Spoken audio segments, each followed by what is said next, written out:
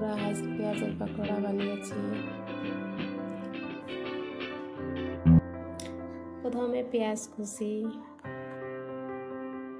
তারপর লঙ্কা কুচি, 2 চামচ চালের গুঁড়া, 1 চামচ বেসন, স্বাদ অনুসারে 1 চামচ লবণ, 1 চামচ হলদি গুঁড়া। তারপরে এটা ভালো করে মিক্স করে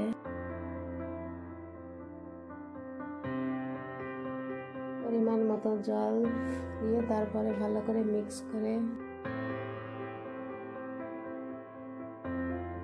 এটাকে ভালো করে মিক্স করে নিতে হবে।